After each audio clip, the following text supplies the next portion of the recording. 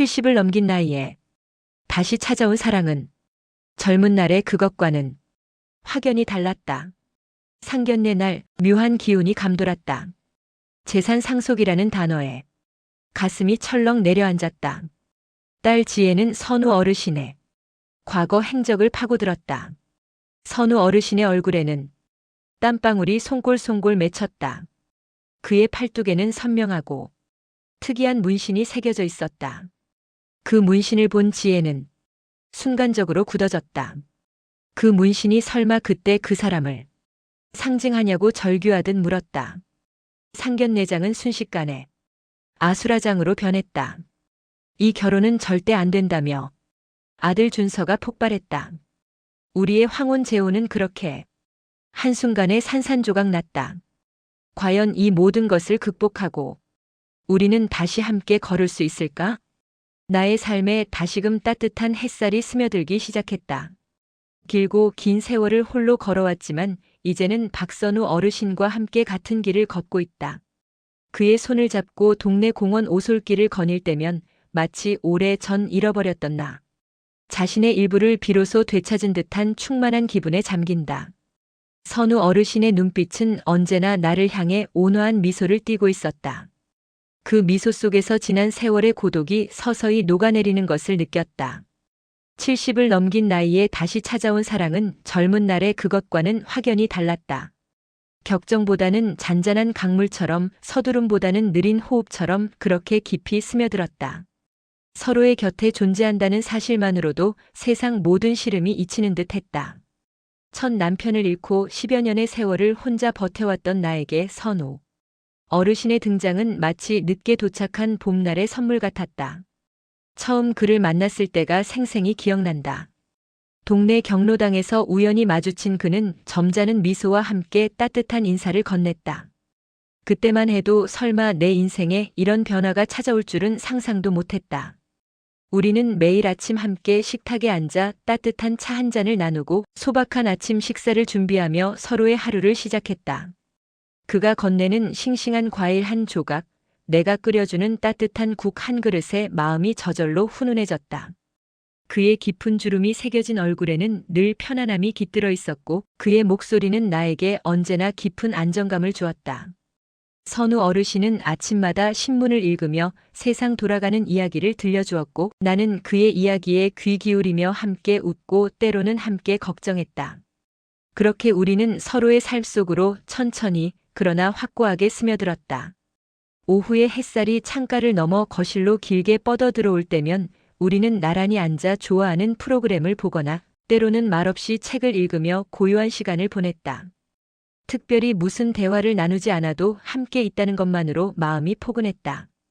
가끔 선우 어르신은 옛날 이야기를 꺼내곤 했다.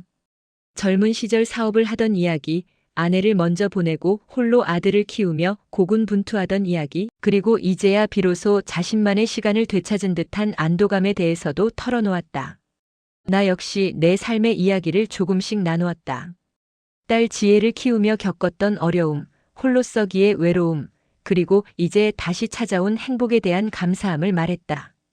늦은 오후 거실 창밖으로 노을이 붉게 물들 때면 우리는 서로의 어깨에 기대어 앉아 지나간 시간에 대한 회한보다는 다가올 미래에 대한 희미한 기대감을 품었다.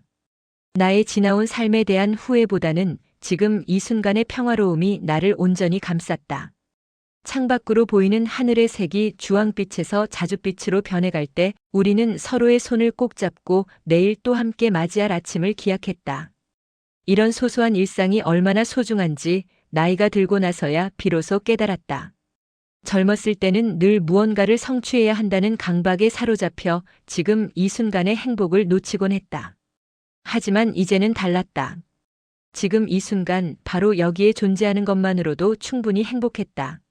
선우 어르신과의 재혼을 앞두고 내 마음속에는 설렘이라는 감정이 잔잔히 그러나 분명하게 일렁였다. 70평생을 살아오면서 이렇게 순수한 기대로 가득 찼던 적이 또 있었을까? 삶의 모진 풍파를 다 겪어낸 후에야 비로소 찾아온 이 평온이 나는 소중하고 감사했다.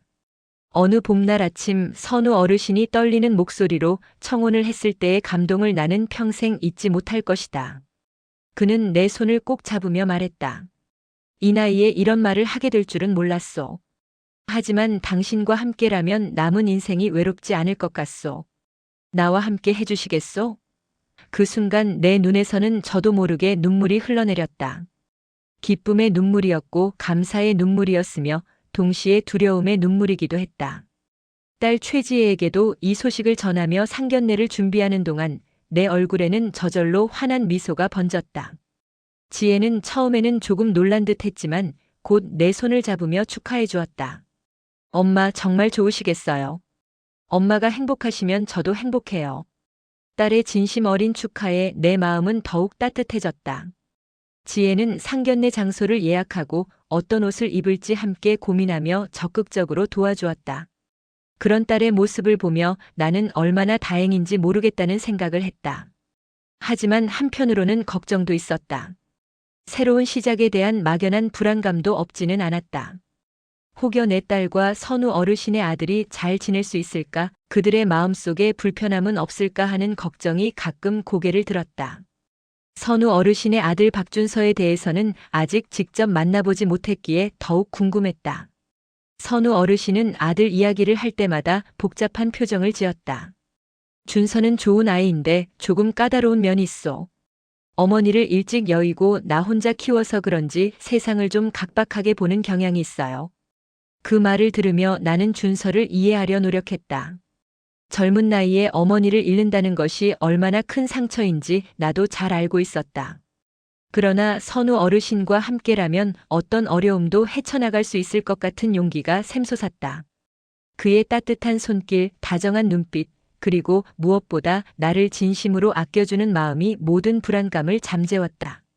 밤마다 잠들기 전 우리는 전화 통화를 하며 서로의 하루를 나누었다. 그의 목소리를 듣는 것만으로도 하루의 피로가 씻겨 내려갔다. 내일 또 만나요. 그렇게 인사를 나누며 전화를 끊을 때마다 나는 내일이 기다려졌다. 이렇게 누군가를 기다린다는 것이 얼마나 설레는 일인지 70이 넘어서야 다시 느끼게 되었다. 우리는 곧 새로운 가족을 만나게 될 것이다. 그 만남이 우리에게 또 다른 행복을 가져다 줄 것이라 나는 믿어 의심치 않았다. 나의 두 번째 인생은 그렇게 눈부신 황혼 속에서 시작되고 있었다. 낡은 달력의 마지막 장을 넘기듯 새로운 시작이 나를 기다리고 있었다. 선우 어르신과 함께 걸어갈 미래를 상상하며 나는 매일 아침 거울 앞에 서서 미소 짓는 연습을 했다. 상견례에서 좋은 인상을 주고 싶었고 무엇보다 우리 가족 모두가 행복한 시작을 할 수 있기를 간절히 바랐다. 상견례 날 나는 내 오랜 경험 속에서 느껴보지 못했던 종류의 긴장감과 함께 설렘을 안고 식당으로 향했다. 아침부터 옷장 앞에서 한참을 고민했다. 너무 화려하면 부담스러울 것 같고 너무 수수하면 성의 없어 보일 것 같았다. 결국 단정한 한복을 입기로 했다. 선우 어르신도 깔끔한 정장 차림으로 나를 마중 나왔다. 오늘따라 더 아름다워 보이시는군요. 그의 칭찬에 얼굴이 화끈 달아올랐다. 우리는 손을 맞잡고 식당으로 들어갔다. 화려하게 장식된 개인실은 마치 우리 두 사람의 새로운 시작을 축복하는 듯 보였지만 동시에 낯선 기운이 묘하게 감돌고 있었다. 커다란 원형 식탁에는 내 딸 최지혜와 선우 어르신의 아들 박준서가 이미 마주보고 앉아 있었다. 그들의 첫 만남은 내가 예상했던 대로 미묘한 분위기로 가득했다. 지혜는 애써 밝은 표정을 지으며 분위기를 이끌려 노력했지만 준서는 다소 경직된 얼굴로 앉아 입술을 굳게 다물고 있었다. 그의 눈빛은 왠지 모르게 비판적인 시선을 담고 있는 듯 느껴졌다. 우리가 자리에 앉자 웨이터가 메뉴판을 가져왔다. 지혜가 먼저 입을 열었다. 어머니, 오늘 정말 예쁘세요. 그리고 박선우 어르신 뵙게 되어 반갑습니다. 선우 어르신도 상냥하게 답했다. 지혜 씨도 어머니를 많이 닮으셨군요. 반갑습니다. 하지만 준서는 고개만 살짝 끄덕일 뿐 말이 없었다. 나는 그에게 먼저 인사를 건넸다. 준서 씨 처음 뵙겠습니다. 어머님께 많이 들었어요. 준서는 형식적인 미소를 지으며 답했다. 안녕하세요. 그의 목소리는 차가웠고 눈빛에는 경계심이 가득했다. 식사가 시작되고 겉으로는 덕담이 오가는 평화로운 시간처럼 흘러갔다. 서로의 안부를 묻고 건강을 기원하는 말들이 오갔지만 그 속에는 어딘가 모를 불편한 어색함이 깊게 배어 있었다. 나는 옆에 앉은 선우 어르신과 서로의 손을 살며시 잡으며 이 어색함을 조금이나마 누그러뜨리려 애썼다. 우리 두 사람의 손이 맞닿는 순간에도 자녀들의 눈빛 속에는 서로를 탐색하는 듯한 날카로움이 스쳐 지나가는 것을 나는 분명히 느낄 수 있었다. 그들의 시선은 마치 상대방의 약점을 찾으려는 듯 혹은 무언가를 경계하려는 듯 바쁘게 움직였다. 지혜가 대화를 이어가려 애썼다. 준서 씨는 무슨 일을 하세요? 준서가 짧게 답했다. 무역회사에 다니고 있습니다. 아, 그렇군요. 저는 병원에서 간호사로 일하고 있어요. 지혜의 친근한 태도에도 불구하고 준서의 표정은 여전히 굳어 있었다. 선우 어르신이 분위기를 풀어보려 했다.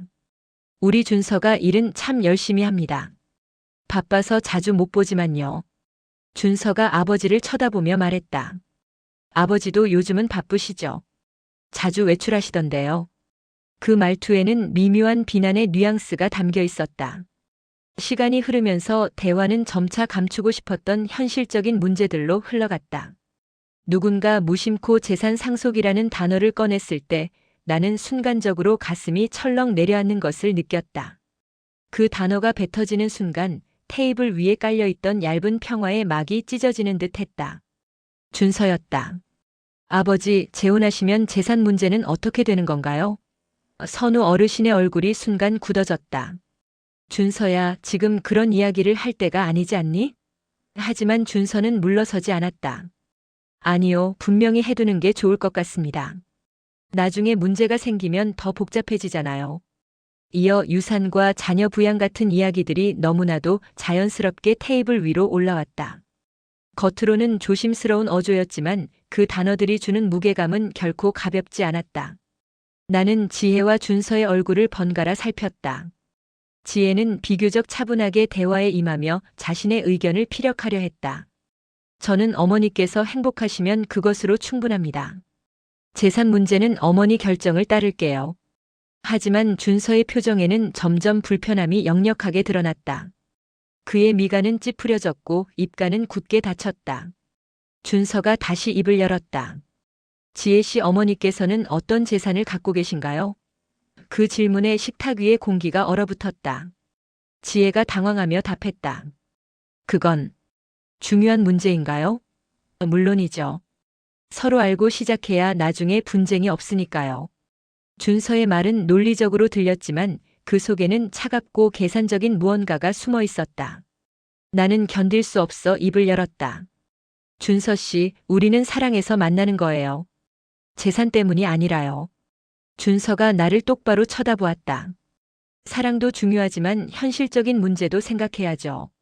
특히 이 나이에 재혼하시는 거라면요. 그의 눈빛 속에는 아버지의 재혼에 대한 미묘한 거부감이 분명하게 존재했다. 마치 이 모든 상황이 자신에게 어떤 불이익으로 돌아올지 계산하는 듯한 냉랭한 기운마저 그에게서 감돌았다. 나는 그 기운을 온몸으로 느끼며 마음속 깊은 곳에서부터 작은 불안감이 싹트기 시작하는 것을 깨달았다. 선우 어르신이 아들을 타이르려 했다. 준서야, 그만하자. 오늘은 좋은 날이야. 하지만 준서는 쉽게 물러서지 않았다. 좋은 날이라고요? 아버지, 이게 정말 좋은 일인지 다시 한번 생각해 보세요. 우리가 꿈꾸던 아름다운 황혼의 시작이 어쩌면 이렇게 차가운 현실의 벽에 부딪혀 무너질지도 모른다는 섬뜩한 예감이 내 영혼을 흔들었다. 이 기분 나쁜 예감은 좀처럼 가시지 않았다. 식사는 더 이상 즐겁지 않았다. 맛있는 음식들이 차례로 나왔지만 아무것도 목으로 넘어가지 않았다. 지혜가 내 손을 꼭 잡으며 위로했지만 나는 이미 깊은 실망감에 빠져 있었다. 선우 어르신도 괴로워하는 것이 눈에 보였다.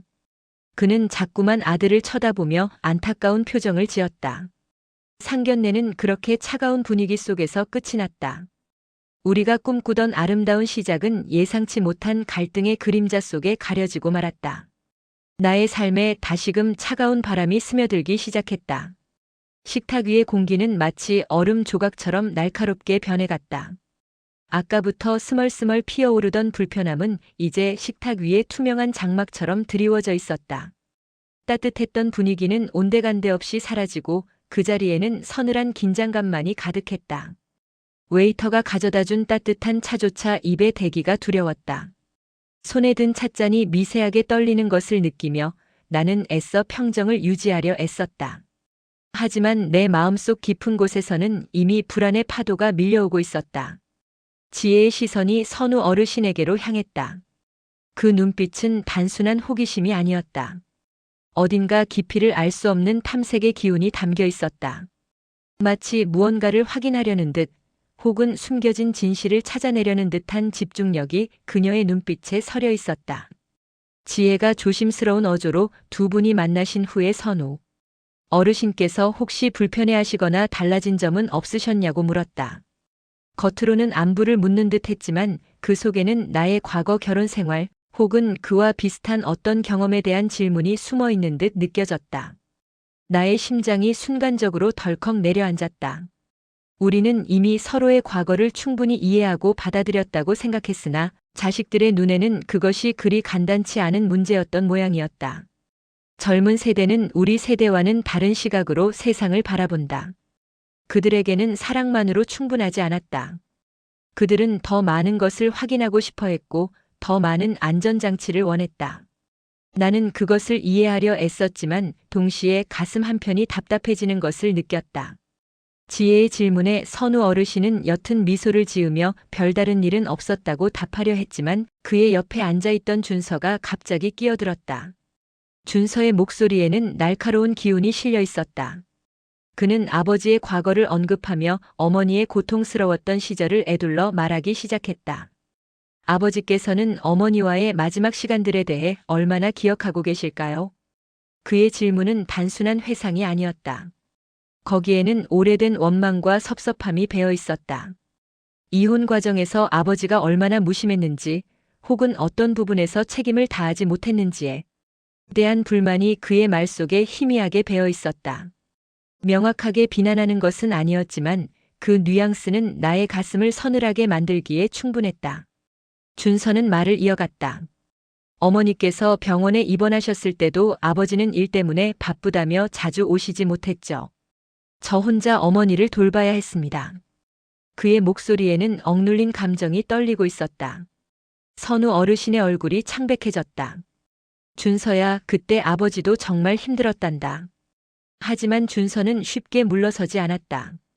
나의 딸 지혜와 준서 서로의 자녀들이 이제는 우리 두 사람의 과거사를 들춰내고 평가하려는 듯한 느낌을 지울 수 없었다. 그들의 대화 속에서 서로 다른 가치관과 인생관이 충돌하며 미묘한 균열이 생겨나는 것을 나는 느꼈다. 그 균열은 점점 커져가는 듯 했다. 이 자리에서 꺼내지 말았어야 할 이야기들이 거침없이 흘러나왔다. 지혜도 자신의 이야기를 꺼냈다. 저희 아버지께서 돌아가셨을 때 어머니께서 얼마나 힘드셨는지 아무도 모를 거예요. 혼자서 저를 키우시면서 얼마나 많은 눈물을 흘리셨는지. 그녀의 목소리가 조금씩 떨렸다.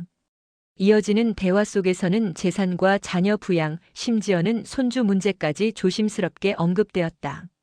겉으로 내뱉는 말들은 여전히 평화로운 분위기를 가장하고 있었지만 그 이면에는 각자가 자신의 몫을 지키려는 계산적인 태도와 혹시 모를 손해를 피하려는 경계심이 분명하게 존재했다. 준서가 말했다. 아버지께서 평생 모으신 재산이 있으시잖아요.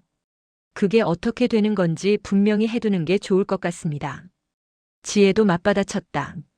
저희 어머니께서도 남편 보험금과 집 한 채를 갖고 계세요. 이것도 명확히 해야 하지 않을까요? 선우 어르신은 나의 손을 잡은 채 애써 편안한 표정을 지으려 했지만 그의 손에서는 미세한 떨림이 느껴졌다. 나는 그의 손을 꼭 잡아주며 위로하려 했지만 나 자신도 불안에 떨고 있었다. 우리는 서로의 눈을 바라보며 무언의 대화를 나누었다. 괜찮아요. 견뎌낼 수 있어요. 하지만 우리 두 사람 모두 이 상황이 우리가 통제할 수 있는 범위를 벗어나고 있다는 것을 알고 있었다. 준서는 상속이라는 단어가 나올 때마다 한숨을 내쉬는 듯 했고 지혜는 자신의 논리를 조용히 펼쳐나갔다. 저는 어머니의 행복을 원합니다.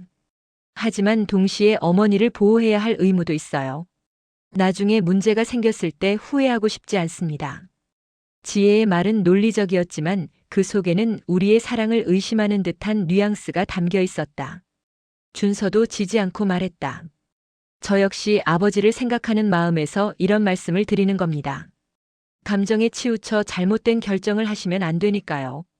이 모든 상황이 나의 눈앞에서 펼쳐지면서 나는 두려움에 휩싸였다. 우리가 그토록 염원했던 새로운 가족의 울타리가 이처럼 차가운 현실의 벽 앞에서 너무나도 쉽게 흔들리고 있었다. 따뜻한 사랑으로 채워질 것이라 믿었던 우리의 황혼은 차가운 계산과 날 선 신경전으로 뒤덮여가고 있었다. 나의 마음속 깊은 곳에서부터 시작된 작은 불안감은 이제 눈앞의 현실로 거대하게 불어나 나를 집어삼키려 했다. 내가 사랑하는 사람과 내가 낳아 키운 딸 사이에서 나는 어느 편도 들 수 없는 곤란한 처지에 놓여 있었다. 상견례장의 분위기는 이제 되돌릴 수 없을 만큼 얼어붙었다. 마치 얼음 조각들이 서로 부딪혀 날카로운 소리를 내는 듯 했다. 웨이터가 후식을 가져왔지만 아무도 손을 대지 않았다.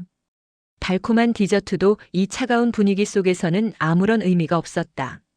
나의 심장이 갈수록 조여드는 것을 느꼈다. 숨을 쉬는 것조차 고통스러웠다. 나는 이 자리를 벗어나고 싶었지만 다리가 말을 듣지 않았다. 지혜의 시선은 다시 한번 선우 어르신에게 향했다. 이제 그녀의 질문은 더욱 은근하면서도 집요해졌다. 그녀는 선우 어르신의 과거 특정 시기, 예를 들면 20년 전이나 30년 전쯤의 행적에 대해 구체적으로 묻기 시작했다. 선우 어르신 혹시 2000년대 초반에 어디에서 사셨나요? 갑작스러운 질문에 모두가 놀라 지혜를 쳐다보았다. 하지만 그녀는 개의치 않고 말을 이었다. 그 당시 무슨 일을 하셨는지 궁금해서요. 당시 어디에서 어떤 일을 하셨는지, 누구와 함께 시간을 보내셨는지와 같은 사적인 질문들이 이어졌다.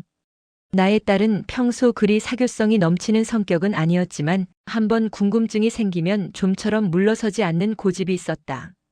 지금 그녀의 눈빛에서 그 고집스러운 면모가 여실히 드러났다. 그녀의 질문은 단순히 궁금증을 넘어 무언가를 파헤치려는 듯한 집요함이 느껴졌다. 당시 결혼하셨던 건가요? 아니면 다른 관계가 있으셨나요? 지혜의 질문은 점점 더 직접적으로 변해갔다. 선우 어르신은 지혜의 질문에 당황한 기색이 역력했다. 그는 얼버무리듯 대답을 회피하거나 때로는 다소 과민하게 반응하며 말을 돌리려 했다. 기억이 가물가물하다거나 너무 오래전 일이라 자세히 기억나지 않는다는 변명이 그의 입에서 흘러나왔다. 그게 너무 옛날 일이라서 정확히 기억이. 그의 목소리가 점점 작아졌다. 그러나 그의 표정은 불안해 보였다.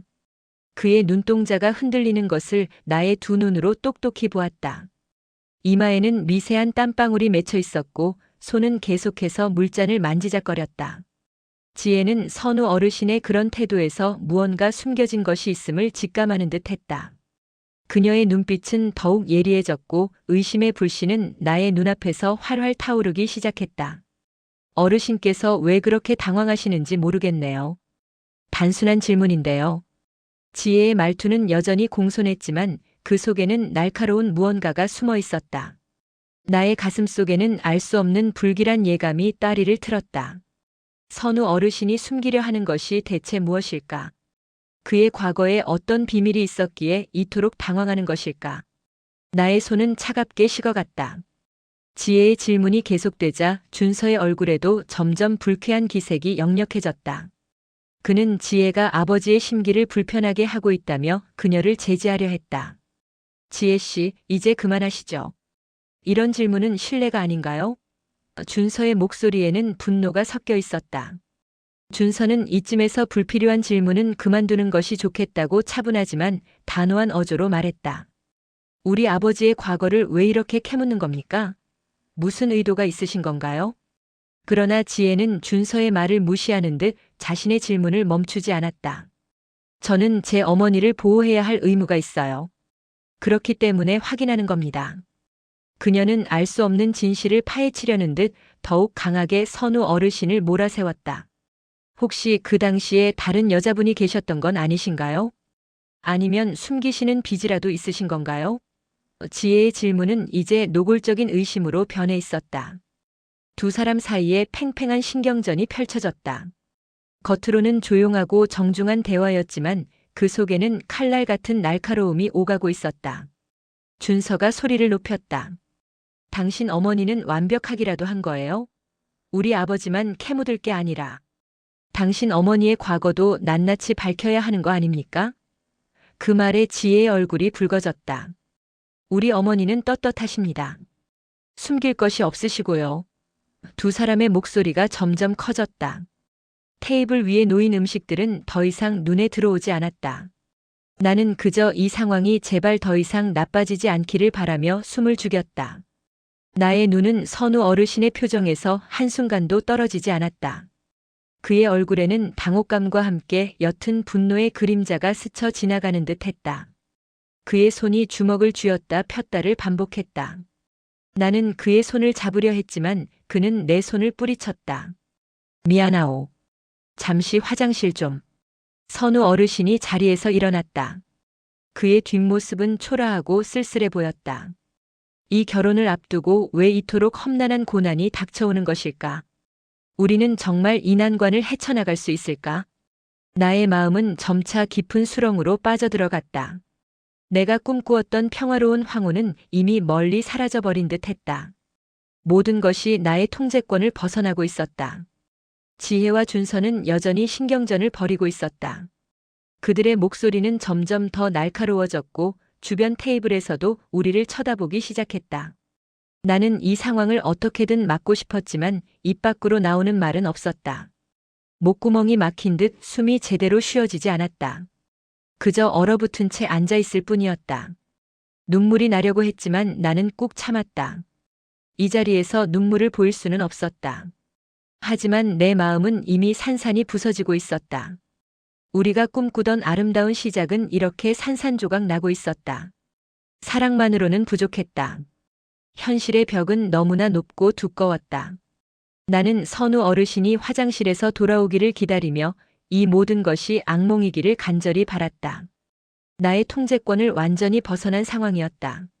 어떻게든 이 자리를 수습하고 싶었으나 얼어붙은 듯한 감각은 나의 혀를 굳게 묶어버렸다. 입술이 바싹 말라붙고 목을 대가 서늘하게 조여왔다. 숨을 쉴 때마다 가슴 깊은 곳에서부터 통증이 밀려왔다. 심장은 불규칙하게 뛰었고 손바닥에는 식은땀이 흘러내렸다. 그저 얼어붙은 채 앉아있을 뿐이었다. 내 옆에 앉은 선우 어르신의 숨소리가 점점 거칠어지는 것이 들렸다. 그는 물잔을 들었다 내려놓기를 반복했고 그의 손은 멈추지 않고 떨리고 있었다. 지혜의 시선은 마치 날카로운 송곳처럼 선우 어르신의 심장을 파고드는 듯 했다. 그녀의 눈빛은 더욱 차가워지고 질문은 집요하게 파고들었다. 몇십 년 전의 특정 시기, 마치 퍼즐 조각을 맞추듯이 작은 행적들을 꿰뚫어 보려는 듯한 질문들이 이어졌다. 2000년대 초반, 정확히는 2003년쯤이었나요? 그때 어디 계셨나요? 지혜의 목소리는 차분했지만 단호했다. 그 시기에 선우 어르신이 어떤 일을 하셨는지, 어디에 머물렀는지, 그리고 누구와 교류했는지에 대한 자세한 기억을 요구했다. 그때 사업 때문에 이곳저곳을 다녔소. 선우 어르신이 힘겹게 대답했다. 하지만 지혜는 고개를 저었다. 구체적으로 어떤 사업이었나요? 어떤 사람들과 일하셨나요? 그녀의 질문은 점점 더 구체적으로 변해갔다. 혹시 그때 특별한 모임이나 단체에 소속되어 계셨나요? 지혜의 마지막 질문에 선우 어르신의 얼굴이 창백하게 변했다. 나는 딸의 이런 모습을 본 적이 없었다. 마치 형사처럼, 아니 그보다 더 집요하게 진실을 파헤치려는 그녀의 모습이 낯설고 두려웠다. 선우 어르신의 얼굴에는 땀방울이 송골송골 맺히기 시작했다. 그의 안색은 창백해졌고 손끝은 테이블 아래에서 끊임없이 떨리고 있었다. 나는 그의 손을 잡으려 했지만 그는 내 손을 피했다. 그는 불안정한 목소리로 기억이 확실치 않다고 너무 오래된 일이라고 변명했다. 지혜 씨, 정말로. 그건 너무 오래전 일이요. 나도 잘. 그의 목소리는 점점 작아졌다. 하지만 그럴수록 지혜의 눈은 더욱 매섭게 빛났다. 그녀는 단순한 궁금증을 넘어 무언가 숨겨진 진실을 끄집어내려는 사냥꾼 같았다. 그의 동공은 흔들렸고 시선은 테이블 위를 맴돌며 허공을 헤매었다. 그의 입술은 무언가를 말하려다 이내 굳게 닫히기를 반복했다. 그 모습에서 이 몸은 선우 어르신이 숨기는 것이 단순한 과거사가 아님을 어렴풋이 짐작하게 되었다. 무언가 깊고 어두운 그림자가 그의 과거에 드리워져 있는 듯 했다. 내가 사랑했던 그 사람의 따뜻한 미소 뒤에 내가 전혀 알지 못했던 어두운 비밀이 숨어 있었던 것일까? 나는 두려움에 떨며 선우 어르신을 바라보았다. 그의 눈을 피하는 시선, 땀에 젖은 이마, 떨리는 손끝 모든 것이 무언가 잘못되었음을 말해주고 있었다. 준서의 불쾌감은 이제 노골적으로 드러났다. 그는 지혜에게 더 이상 아버지의 사생활을 캐묻지 말라며 제지했다. 지혜 씨, 선을 넘고 있어요. 이건 명백한 인권 침해입니다. 준서의 목소리에는 인내심의 한계가 느껴지는 차가운 경고가 담겨 있었다. 그는 자리에서 일어나 지혜를 위협하듯 쳐다보았다. 당신이 무슨 권리로 우리 아버지의 과거를 캐묻는 거예요? 하지만 지혜는 조금도 물러서지 않았다.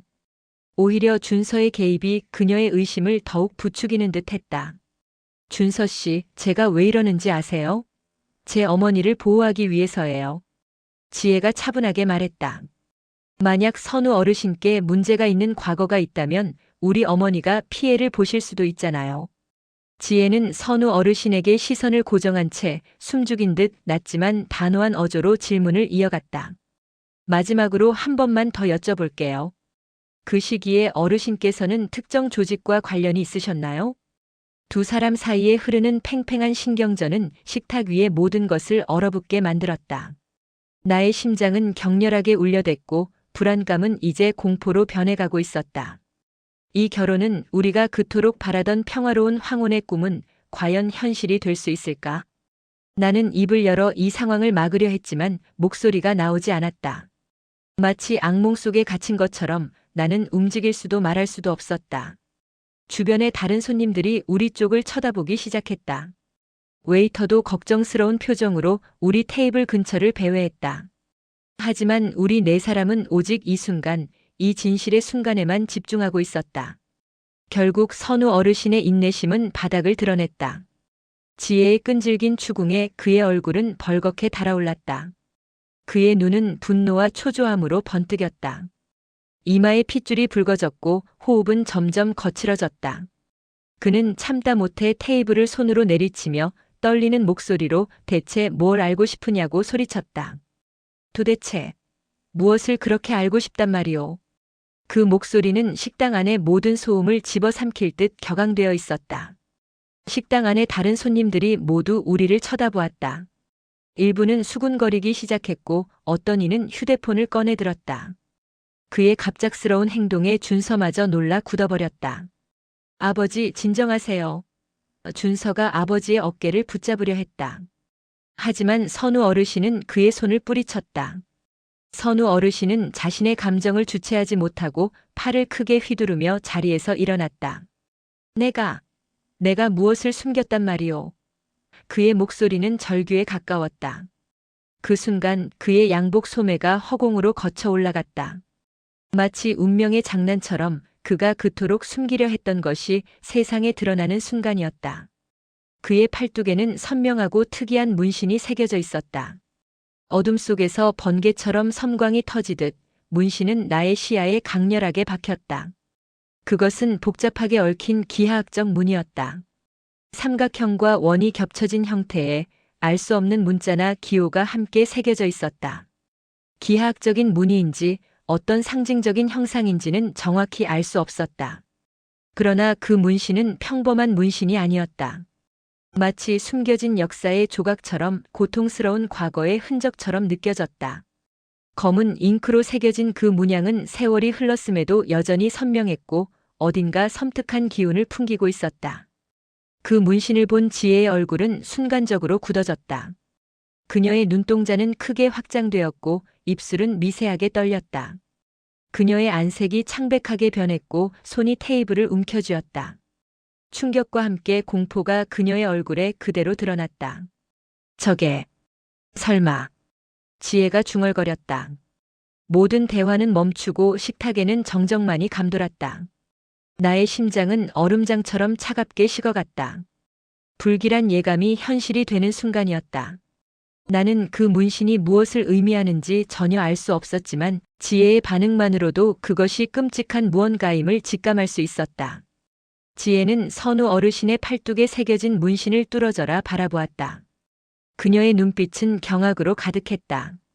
그 문신이 어떤 의미를 지니는지 그녀는 마치 오래된 퍼즐의 마지막 조각을 맞춘 사람처럼 모든 것을 단번에 이해한 듯 했다. 2000년대 초반. 그 사건. 지혜가 떨리는 목소리로 말했다. 숨을 헐떡이던 그녀는 겨우 떨리는 목소리로 그 문신이 설마 그때 그 사람을 상징하냐고 절규하듯 물었다. 어르신, 설마 그 조직에 있으셨던 건가요? 그녀의 목소리에는 이해할 수 없는 과거의 무게와 섬뜩한 진실에 대한 고통이 실려 있었다. 그건 오해요. 선우 어르신이 황급히 소매를 내리며 말했다. 하지만 그의 목소리는 떨리고 있었고 변명처럼 들렸다. 젊었을 때, 어리석었던 시절이. 그는 말을 잇지 못했다. 이 몸은 지혜의 말과 표정을 보며 그 문신이 단순히 개인적인 취향의 표현이 아님을 직감했다. 그것은 어떤 특정 집단이나 혹은 어둡고 불미스러운 사건과 깊이 연루된 상징임이 분명했다. 지혜야, 그게 무슨 뜻이니? 나는 떨리는 목소리로 딸에게 물었다. 하지만 지혜는 대답하지 않았다. 그녀는 그저 선우 어르신을 노려볼 뿐이었다. 식탁 위를 감싸고 있던 정적은 산산이 부서졌다. 지혜의 절규와 함께 상견례장은 순식간에 아수라장으로 변했다. 어머니, 이 결혼은 절대 안 됩니다. 지혜가 소리쳤다. 그녀는 자리에서 벌떡 일어나 내 손을 잡았다. 어머니, 제발 정신 차리세요. 이 사람은 위험한 사람이에요. 테이블에 앉아있던 모두의 얼굴에는 충격과 혼란, 그리고 분노가 교차했다. 고성이 오가기 시작했고 믿을 수 없는 진실 앞에서 감정을 주체하지 못하는 소리들이 본물 터지듯 쏟아져 나왔다. 지혜 씨, 함부로 말하지 마시오. 준서가 소리쳤다. 우리 아버지가 무슨 위험한 사람이란 말이오. 하지만 지혜는 물러서지 않았다. 그 문신이 뭔지 아세요? 그건 20년 전에 있었던 그 사건과 관련된 조직의 상징이에요. 제가 병원에서 일하면서 그런 문신을 가진 사람들을 봤어요. 지혜의 폭로에 식당 안이 술렁거리기 시작했다. 주변 테이블의 손님들이 웅성거리며 우리를 쳐다보았다. 나의 머릿속은 새하얗게 비워졌다. 눈앞의 현실이 믿기지 않았다. 20년 전의 사건? 위험한 조직? 도대체 무슨 말인가? 선우 어르신은 거쳐진 소매를 애써 내리려 했지만 이미 모든 것이 너무 늦어버렸다. 그의 얼굴은 절망으로 일그러졌다. 당신들은 아무것도 모르오. 그의 목소리는 쓸쓸했다. 이 몸은 마치 꿈을 꾸는 듯한 몽롱한 상태였다. 우리가 그토록 꿈꿔왔던 따뜻한 황혼이 이처럼 잔혹한 파국의 서막으로 변해버리다니. 내가 알던 선우 어르신은 과연 누구였을까? 내가 사랑했던 그 사람은 정말 존재했던 것일까? 준서의 얼굴은 마치 화산처럼 폭발 직전에 활활 타오르는 용암 같았다. 그는 분노를 참지 못하고 테이블을 주먹으로 내리쳤다. 쾅! 그 충격으로 식기들이 요란한 소리를 내며 흔들렸다. 물잔이 넘어져 물이 테이블 위로 쏟아졌다. 그의 눈은 이글거렸고 목소리에는 억눌린 울분과 배신감이 가득했다. 아버지께서 저에게 뭘 숨기신 겁니까? 준서는 이 결혼은 절대 안 된다고 대체 아버지께서 우리에게 무엇을 숨기고 있었느냐며 절규하듯 소리쳤다. 저는 평생 아버지를 믿고 따랐습니다. 그런데 이게 뭡니까? 준서야. 아버지가. 선우 어르신이 아들에게 손을 뻗었다. 하지만 준서는 그 손을 뿌리쳤다. 손대지 마세요. 준서의 목소리는 식당 전체를 뒤흔들었다. 그는 고개를 돌려 나를 쳐다보았다. 어르신 죄송합니다. 이 결혼은 없었던 일로 하겠습니다. 그의 말은 단호했다. 모든 것은 한순간에 무너져 내렸다. 우리의 황혼 재혼은 물론 그동안 쌓아 올렸던 모든 관계가 산산조각 나는 듯 했다. 식당 매니저가 다가왔다. 다른 손님들이 불편해 하십니다. 조용히 해주시겠습니까? 하지만 아무도 그의 말을 듣지 않았다. 지혜는 내 손을 꼭 잡으며 말했다. 어머니, 일어나세요. 우리 가요. 준서도 아버지의 팔을 잡았다. 아버지, 가십시다. 여기서 더 망신당하지 맙시다. 두 자녀는 각자의 부모를 데리고 이 자리를 떠나려 했다. 이 몸은 그저 망연자실한 채 눈앞의 파국을 지켜볼 수밖에 없었다. 내 눈에서 눈물이 흘러내렸다. 처음으로 이 자리에서 눈물을 보이고 말았다. 선우 어르신. 나는 그를 불렀다. 선우 어르신이 나를 쳐다보았다. 그의 눈에도 눈물이 고여 있었다. 미안하오. 정말 미안하오. 그의 목소리는 떨리고 있었다. 내가 당신을 사랑하는 것만은 진심이었소. 하지만 그의 말은 더 이상 내게 닿지 않았다. 이토록 잔혹한 진실 앞에서 우리의 사랑은 아무런 힘도 쓸 수 없었다. 나는 지혜의 손에 이끌려 자리에서 일어났다. 뒤돌아보니 선우 어르신은 주저앉아 있었고 준서는 고개를 돌린 채 서 있었다. 우리의 아름다웠던 꿈은 그렇게 끝나고 있었다. 이 몸은 그저 망연자실한 채 눈앞의 파국을 지켜볼 수밖에 없었다. 이토록 잔혹한 진실 앞에서 우리의 사랑은 아무런 힘도 쓸 수 없었다. 얼어붙은 혀는 움직이지 않았고 메마른 목구멍에서는 어떤 소리도 나오지 못했다. 가슴 깊은 곳에서부터 무언가가 무너져 내리는 소리가 들렸다. 그것은 희망이 부서지는 소리였고 꿈이 산산조각 나는 소리였으며 미래가 사라지는 소리였다. 그저 모든 감각이 마비된 듯 거대한 해일이 모든 것을 덮쳐오는 순간을 속수무책으로 바라볼 뿐이었다. 김수자는 그 자리에서 그대로 굳어버렸다. 주변의 소음들이 멀어져 갔다. 식당의 웅성거림도 식기가 부딪히는 소리도 웨이터의 발걸음 소리도 모두 사라졌다. 오직 내 심장이 불규칙하게 뛰는 소리만이 귓가에 울렸다. 쿵쾅쿵쾅. 그 소리는 점점 더 빨라지고 있었다. 숨을 쉬려 해도 공기가 폐로 들어오지 않는 것 같았다. 손끝이 저리고 시야가 흐려졌다. 나는 테이블 모서리를 꽉 움켜쥐었다. 그것만이 이 순간 내가 붙잡을 수 있는 유일한 현실이었다. 선우 어르신은 흔들리는 동공으로 지혜를 그리고 준서를 이내 나를 번갈아 바라보았다. 그의 입술은 무언가를 말하려는 듯 몇 번인가 달싹거렸으나 떨리는 숨소리 외에는 아무것도 들리지 않았다. 나는. 그가 겨우 말을 시작했지만 목소리는 금방 사그라들었다. 변명이라도 하려는 것일까? 혹은 이 모든 것이 오해라고 소리치고 싶은 것일까? 그러나 그의 눈에 어린 절망감은 이미 모든 설명이 불필요함을 말해주고 있었다. 그의 과거는 돌이킬 수 없는 현실이 되어 우리 모두의 눈앞에 잔혹하게 드러난 것이다. 선우 어르신의 손이 천천히 소매를 당겨내렸다. 그 문신을 다시 가리려는 몸짓이었지만 이미 늦었다. 모두가 본 것이다. 그의 손은 심하게 떨리고 있었고 이마에는 땀방울이 흘러내렸다. 그는 나를 쳐다보았다. 그의 눈빛 속에는 미안함과 후회, 그리고 깊은 슬픔이 뒤섞여 있었다. 수자 씨. 그가 나를 불렀다. 하지만 나는 그의 눈을 똑바로 쳐다볼 수 없었다. 고개를 돌렸지만 눈물이 흘러내리는 것을 막을 수 없었다. 지혜는 분노로 가득 찬 눈으로 선우 어르신을 쏘아보았다. 그녀의 떨리는 손은 식탁 위에서 힘없이 움직였다. 그녀는 주먹을 쥐었다 폈다를 반복했다. 그녀의 목소리는 평소의 차분함을 잃고 격앙되어 있었으나 이미 너무 깊은 상처를 받은 듯한 슬픔도 함께 묻어났다. 어머니. 지혜가 나를 불렀다. 이제 일어나세요. 우리 가야 해요. 지혜는 더 이상 아무것도 묻지 않았다. 이미 모든 질문에 대한 답을 얻은 사람처럼 그녀는 고개를 저었다. 그녀의 입술 사이로 터져나온 말들은 한 점의 미련도 허락하지 않는 단호한 결별 선언과 같았다. 이 결혼은 절대로 이루어질 수 없어요. 지혜의 목소리는 차가웠다. 이 결혼은 절대로 이루어질 수 없다고, 이제 더 이상 함께할 이유가 없다고 그녀는 말했다. 어머니께서 어떤 분과 함께 하시든 저는 존중할 생각이었어요. 하지만 이건 아니에요. 그녀의 목소리가 떨렸다. 그 문신이 의미하는 게 뭔지 아세요? 그건.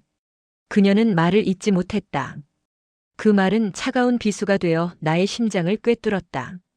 준서의 분노는 이미 극에 달해 있었다. 그는 붉게 충혈된 눈으로 선우 어르신을 노려보며 배신감과 실망감으로 얼룩진 목소리로 고통스럽게 물었다. 아버지, 대체 왜 우리에게 이 모든 것을 숨기셨습니까? 그의 목소리에는 아버지를 향한 깊은 애증이 뒤섞여 있었다. 제가 평생 아버지를 존경하고 따랐습니다.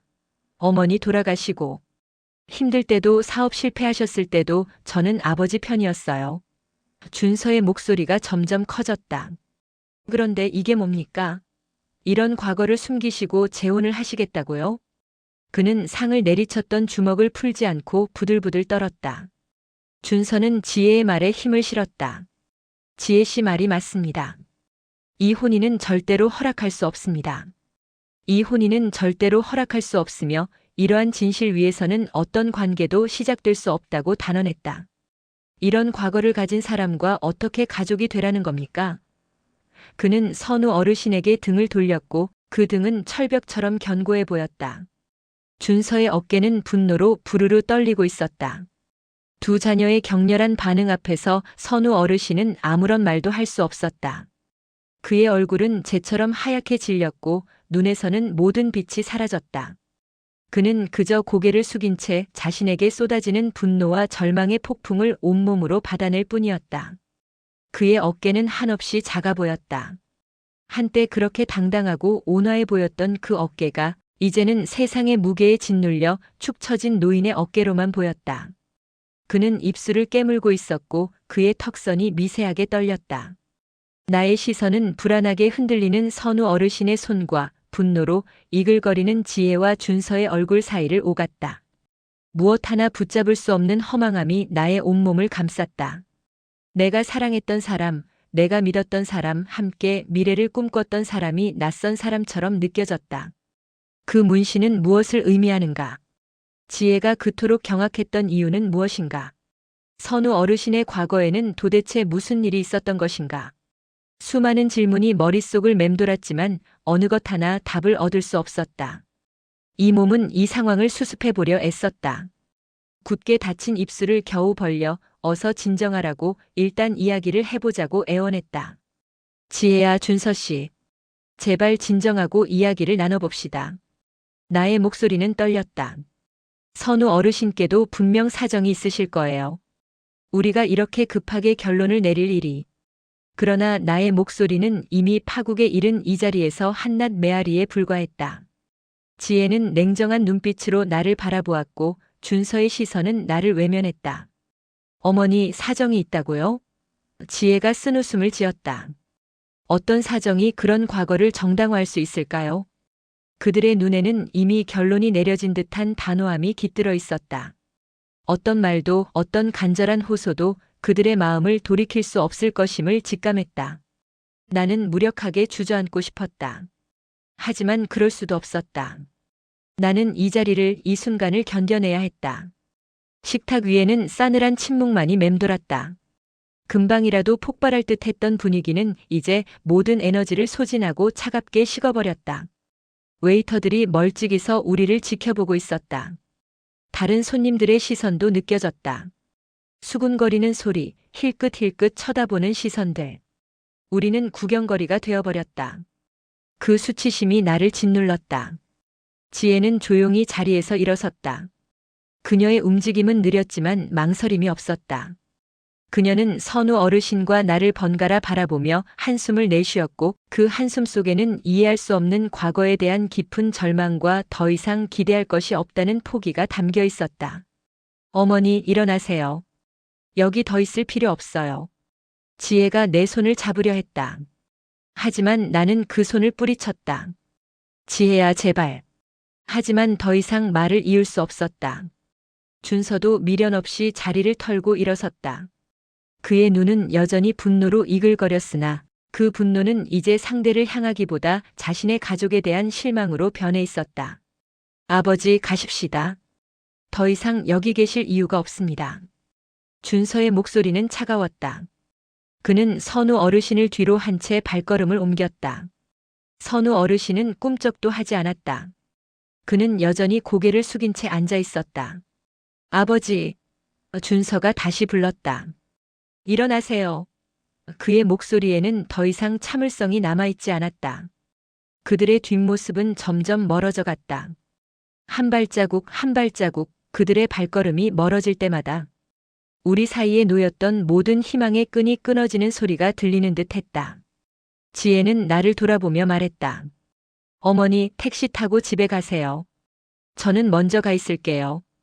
그녀의 목소리에는 더 이상 감정이 실려 있지 않았다. 차가운 무감정만이 남아 있었다. 지혜와 준서가 식당 문을 열고 나서는 순간 그들이 닫고 나간 문은 마치 우리의 미래를 영원히 봉쇄해버린 듯한 느낌을 주었다. 김수자는 그저 멍하니 그 빈자리를 응시할 뿐이었다. 선우 어르신은 여전히 고개를 숙인 채 움직이지 않았다. 우리는 그렇게 남겨졌다. 비참함과 절망감이 가득한 공간에 두 사람은 홀로 남겨졌다. 텅 비어버린 식탁, 차갑게 식어버린 음식들, 그리고 우리 두 사람. 웨이터가 조심스럽게 다가왔다. 손님 괜찮으세요? 나는 고개를 끄덕였다. 하지만 괜찮지 않았다. 전혀 괜찮지 않았다. 우리의 황혼 재혼은 그렇게 한순간에 산산조각 났다. 그저 꿈에서 깨어난 듯한 공허함만이 남았다. 수자씨. 선우 어르신이 겨우 입을 열었다. 미안하오. 정말. 미안하오. 그의 목소리는 떨리고 있었다. 나는 그를 쳐다보았다. 그의 눈에는 눈물이 고여 있었다. 70평생을 살아온 노인의 눈에서 흘러내리는 눈물. 그것은 후회의 눈물이었고 절망의 눈물이었으며 사랑을 잃은 슬픔의 눈물이었다. 나는 당신을 진심으로 사랑했소. 그가 말했다. 하지만 내 과거가. 그는 말을 잇지 못했다. 그날 이후의 시간은 마치 멈춰버린 듯 했다. 상견례의 참혹한 잔상은 지워지지 않는 흉터처럼 나의 마음에 깊이 새겨졌다. 나는 집으로 돌아왔지만 집은 더 이상 따뜻한 공간이 아니었다. 모든 것이 차갑고 낯설게 느껴졌다. 지혜는 나와 대화를 거부했다. 그녀는 자신의 방에 틀어박혀 나오지 않았다. 가끔 문틈으로 들리는 그녀의 목소리는 누군가와 통화하는 소리였다. 아마도 친구들에게 오늘의 일을 털어놓고 있는 것 같았다. 선우 어르신과 나는 이전처럼 만날 수 없었다. 그의 얼굴은 깊은 후회와 체념으로 가득 차 있었다. 우리는 한 번 만났다. 상견례로부터 사흘이 지난 후였다. 그는 공원 벤치에 앉아 나를 기다리고 있었다. 그의 뒷모습은 너무나 쓸쓸해 보였다. 내가 다가가자 그는 천천히 고개를 들었다. 그와 마주 앉아 있어도 우리는 서로 다른 세상에 존재하는 듯 했다. 대화는 단절되었고 그의 눈빛은 허공을 헤맬 뿐이었다. 수자씨. 그가 말을 시작했다. 하지만 나는 손을 들어 그를 제지했다. 말씀하지 마세요. 저도. 아직은. 나도 말을 잇지 못했다. 과거의 진실이 만들어낸 거대한 균열은 우리 둘 사이에 깊은 골을 만들었고 그 골은 어떤 노력으로도 메울 수 없는 듯 했다. 우리는 1시간 넘게 말없이 앉아 있었다. 그리고 해가 지기 시작하자 조용히 일어나 각자의 길로 돌아갔다. 김수자는 혼자 남겨진 집에서 생각에 잠겼다. 창밖으로 흘러가는 계절의 변화도 나의 마음속 냉기를 녹일 수 없었다. 문신이 드러낸 선우 어르신의 과거는 단순히 그 한 사람의 문제가 아니었다. 그것은 우리 가족의 미래를 집어삼키는 거대한 그림자가 되었다. 지혜의 실망, 준서의 분노, 이 모든 감정의 무게가 나를 짓눌렀다. 평생을 홀로 살아왔던 지난 세월의 고독을 끝내고자 했던 나의 작은 바람은 산산이 부서져 버렸다. 밤마다 나는 잠을 이룰 수 없었다. 눈을 감으면 상견례장의 그 순간이 떠올랐다. 선우 어르신의 팔에 새겨진 문신, 지혜의 경악한 표정, 준서의 분노, 그리고 무너져 내리는 모든 것들. 그 장면이 반복해서 재생되었다. 나는 베개를 껴안고 울었다. 조용히 소리 없이. 지혜에게 들킬까봐 두려워서. 가끔 선우 어르신에게서 걸려오는 전화는 이전처럼 따뜻하고 다정하지 않았다. 그의 목소리에는 힘이 없었고 어떤 이야기를 시작해야 할지 몰라 망설이는 듯한 침묵이 길어졌다. 수자 씨. 네. 그냥 목소리가 듣고 싶어서. 우리의 대화는 그렇게 짧게 끝났다. 그 침묵 속에서 이 몸은 문득 깨달았다. 우리가 나눈 사랑은 진심이었을지라도 그 사랑만으로는 현실의 벽을 넘을 수 없다는 것을. 과거의 그림자는 너무나도 깊고 짙어서 현재의 행복마저 집어삼킬 수 있다는 것을. 김수자는 오래전 간직했던 사진들을 꺼내보았다. 선우 어르신과 함께 찍은 사진들. 공원에서, 식당에서, 바닷가에서. 행복했던 순간들, 순수했던 얼굴들. 우리는 정말 행복해 보였다. 그 사진 속에 우리는 미래를 걱정하지 않았고 과거에 얽매이지 않았다. 그저 현재의 행복에 취해 있었다. 그러나 이제 그 모든 기억은 아득한 환상처럼 느껴졌다. 나는 사진을 가슴에 품고 한참을 울었다. 우리의 황혼 재혼은 결국 이루어지지 못할 꿈이 될 것인가? 아니면 이토록 잔혹한 진실을 딛고 다시 일어설 수 있는 작은 가능성이라도 남아있는 것인가? 답을 알 수 없었다. 이 세상의 모든 황혼 재혼이 우리처럼 복잡한 과거와 현실의 문제를 안고 살아갈 것인지도 궁금해졌다. 가족 간의 소통, 서로를 이해하려는 노력, 그리고 용서의 의미에 대해 깊이 생각하게 되었다. 용서란 무엇인가? 과거는 과거로 묻어둘 수 있는 것인가? 아니면 과거는 영원히 우리를 따라다니며 현재를 괴롭히는 것인가? 선우 어르신과 나의 미래는 여전히 안개 속에 갇혀 있었다. 문신이 남긴 상처는 아물지 않은 채 여전히 고통스러웠고 그로 인해 갈라진 가족의 틈은 더욱 깊어졌다. 지혜는 여전히 나와 제대로 된 대화를 하지 않았다. 식사 시간에도 그녀는 나를 피했다. 어머니, 저 먼저 먹을게요. 그렇게 말하고는 자기 방으로 들어가 버렸다. 나는 혼자 식탁에 앉아 밥을 먹었다. 음식은 모래처럼 목을 넘어가지 않았다. 과연 이 모든 것을 극복하고 우리는 다시 따뜻한 황혼의 길을 함께 걸을 수 있을까? 혹은 각자의 상처를 안고 홀로 남겨질 운명일까? 시간만이 그 답을 알고 있을 터였다. 나의 마음은 끝없이 흔들렸다. 그저 막연한 불안감과 함께 알 수 없는 미래를 응시할 뿐이었다. 창밖으로 비가 내리기 시작했다. 차가운 빗방울이 창문을 두드렸다. 나는 그 소리를 들으며 내 인생의 황혼이 이렇게 쓸쓸하게 저물어가는 것인지 자문했다. 답은 없었다. 오직 빗소리만이 정막을 채울 뿐이었다. 어르신들의 황혼 재혼은 깊은 과거의 그림자 앞에서 잔혹한 파국을 맞이했습니다. 과연 이 상처 입은 관계는 다시 봉합될 수 있을까요? 숨겨진 진실은 또 다른 폭풍을 예고하고 있습니다. 앞으로 펼쳐질 100년 드라마의 예측 불가한 스토리를 놓치지 않으려면 지금 바로 구독해주세요. 다음 이야기에서 다시 만나요. 감사합니다.